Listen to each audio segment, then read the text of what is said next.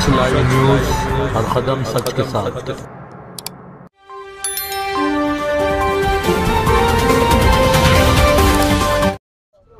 काँग्रेसचे माजी नगरसेवक मीरामुद्दीन साहेब आमरण उपोषण करत होते आणि त्यांच्या आमरण उपोषणासाठी आज या ठिकाणी नांदेड जिल्ह्याचे खासदार उपस्थित झालेत। साहेब काय म्हणणार, कशा पद्धतीने ह्या समस्या सोडण्यासाठी आपण काय प्रयत्न? मागच्या 7 दिवसापासून आमचे काँग्रेसचे ज्येष्ठ कार्यकर्ते मीराभाई सामान्य जनतेशी निगडित अनेक प्रश्न घेऊन या ठिकाणी उपजिल्हाधिकारी कार्यालयासमोर बसले होते आणि आज सातव्या दिवशी त्यांचं उपोषण त्यांनी मागे घेतलेलं आहे। माननीय उपजिल्हाधिकारी, माननीय सीओ मॅडम, नगरपालिका, तहसीलदार साहेब आणि लाईटचे ई साहेब ही सर्व मंडळी या ठिकाणी उपस्थित होती। त्यांनी मीराभाईंनी जे प्रश्न उपस्थित केले बऱ्याच प्रमाणात त्यांनी लेखी आश्वासन या ठिकाणी दिलेलं आहे।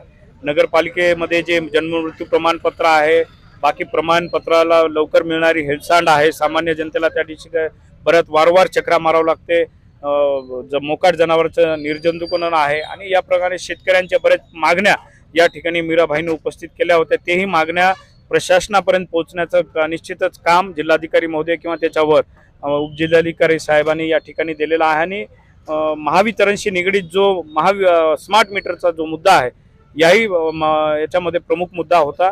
कारण सामान्य कुटुंबाला पहिल्याच्या मीटरला 2000 अंदाजित बिल आणि स्मार्ट मीटर बसल्यावर 3 पट म्हणजे 5 ते 6000 बिल या सामान्य कुटुंबाला येऊ लागले। त्यामुळे स्मार्ट मीटरही बरेच अंशी या ठिकाणी प्रश्न उपस्थित होतो की स्मार्ट मीटर बसवायचं कशासाठी, कारण एवढ्या मोठ्या प्रमाणात लाईट बिल आहे तर स्मार्ट मीटर फॉल्टी आहेत का, याच्यामध्ये आपण बघू शकता की जन आक्रोश त्या स्मार्ट मीटर विषयी या ठिकाणी उन्मळून आला। तर आम्ही त्या स्मार्ट मीटर विषयी या ठिकाणी प्रश्न उपस्थित केलेला आहे। त्यामुळं मीराभाईंनी या ठिकाणी आज उपोषण मागे घेतलेले आहे। जर या उपरही त्यांच्या मागण्या जर मान्य झाल्या नाही तर येणाऱ्या काळात काँग्रेस पक्षाच्या वतीने मोठा जनाक्रोश मोर्चा याच्यापेक्षा दुप्पट या ठिकाणी घेण्यात येईल। सामान्य तुमचे कार्यकर्ते या ठिकाणी 7 दिवसापासून आमरण उपोषण करत होते, त्यांना तुम्ही या ठिकाणी पळ देण्यासाठी येण्यात एवढा विलंब का झाला? तो एक अल्पसंख्याक या ठिकाणी मागच्या 7 दिवसापासून मी मीराभाईच्या रोज संपर्कात होतो, कारण मला पक्षानं महाराष्ट्र प्रदेश काँग्रेसचे जे प्रदेशाध्यक्ष सपकाळ साहेब त्यांनी 3 जिल्ह्याची समिती अतिवृष्टीसाठी पाहणीसाठी केलेली होती आणि त्या समितीचा अध्यक्ष मी होतो। आणि हिंगोली असेल, परभणी असेल, नांदेड जिल्ह्याच्या विविध भागात त्या ठिकाणी आम्हाला टाइम लिमिट दिली होती की या 3-4 दिवसामध्ये आपण फिरा आणि आम्हाला तात्काळ अहवाल प्रदेशकडे पाठवा। आणि 4 दिवस त्या अहवाल फिरून मी अहवाल त्या ठिकाणी प्रदेशकडे दिलेला आहे। आणि परवा माननीय मुख्यमंत्री आणि उपमुख्यमंत्री यांची भेट मी घेतलेली आहे आणि नांदेड जिल्ह्याची इत्थंभूत माहिती मी त्यांना त्या ठिकाणी दिलेली आहे। त्यामुळं मीराभाईच्या रोज संपर्कात होतो मी, पण 5-6 दिवस या ठिकाणी यायला वेळ लागला। ज्या ठिकाणी आपण उपस्थित राहतात त्या ठिकाणी जिल्हाध्यक्ष पण राहतात, तुम्ही येण्या अगोदर जिल्हाध्यक्ष साहेब या ठिकाणी येऊन भेट देऊ शकत होते? ते पण बरेच अंशी पाहणीत होते ना, ते पण त्यांच्या मुखेड असेल किंवा मुंबईला असेल ते पण पाहणीत होते। पण शुक्रवारी मी उपजिल्हाधिकारी साहेबांशी बोललो, मीराभाईचं उपोषण शुक्रवारी ते मागे घेणार होते, पण उपजिल्हाधिकारी कार्यालयाने अन्य विभागाने जी उत्तर त्यांना दिली त्याचं समाधानकारक उत्तर त्यांना मिळालं नाही। आणि मग आम्ही असा निर्णय घेतला की मंगळवारी या ठिकाणी येऊन सर्वांनी मिळून त्यांचं शंकेचं निरासन करायचं, त्यांना लेखी स्वरूपात उत्तर द्यायचं आणि आज उपोषण या ठिकाणी मागणी घ्यायची। या ठिकाणी खासदार आहोत नांदेड जिल्ह्याचे, नांदेड जिल्ह्याच्या संपूर्ण नागरिकांसाठी, शेतकऱ्यांसाठी एक मोठा आंदोलन विरोध म्हणून या ठिकाणी कधी दर्शवणार होतं? उद्या 7 तारखेला जिल्हाधिकारी कार्यालयावर आमचे धरणे आंदोलन आहे। आम्ही टप्प्याटप्प्यानं आंदोलन या ठिकाणी करण्याचं ठरवलंय। सगळ्यात पहिलं आम्ही धरणे आंदोलन या ठिकाणी उद्या जिल्हाधिकारी कार्यालयावर घेणार आहोत। जे आमच्या काँग्रेस पक्षाच्या वतीने प्रमुख मागण्या आहेत की हेक्टरी 50,000 रुपये सरसकट कर्जमाफी, बँकेचे जे आमचे सामान्य लोकांचे होल्ड त्यांनी काढावे, अशा अनेक मागण्या शेतकऱ्याविषयी आम्ही जिल्हाधिकारी महोदयाला त्या ठिकाणी मागणार आहोत। या उपरही सरकारनं जर लवकर शेतकऱ्यांना मदत नाही केली तर त्याच्यापेक्षा उग्र आंदोलन पुढच्या काही दिवसांमध्ये काँग्रेस पक्ष या ठिकाणी सरकारनं तात्काळ या ठिकाणी दखल घेण्याचा भाग पाडण्यासाठी आपण राज्यसभेच्या या ठिकाणी म्हणतात की 3 खासदार आहेत, सत्तेचे 2 खासदार आहेत, त्याच्याऐवजी आपण आक्रमक भूमिका घेऊन जास्तीची मदत करण्यासाठी काय करणार? निश्चितच मी सत्ताधारी खासदार होते त्यांना तर सोपं होतं, सत्ताधारी खासदारांना जे हे करायला, पण मी एकटा लोकप्रतिनिधी असताना सुद्धा आमची नांदेड जिल्ह्यातली सर्व काँग्रेसच्या मंडळीला सोबत घेऊन या ठिकाणी वारंवार आपण काल बघतो अर्धापूरला झाला, काही दिवसापूर्वी बाराडला झाला, आता येणाऱ्या 10 तारखेला मुदखेडला काँग्रेस पक्षाच्या वतीने मोठे रुमणे मोर्चा त्या ठिकाणी युवक काँग्रेसच्या वतीने काढण्यात येते। असे वेगळे आंदोलन जिल्ह्यामध्ये प्रत्येक जागी आहेत। मोगलाजी अण्णांनी 4 दिवसापूर्वी मोठं आंदोलन या ठिकाणी देगलूर शहरामध्ये काढले होतं।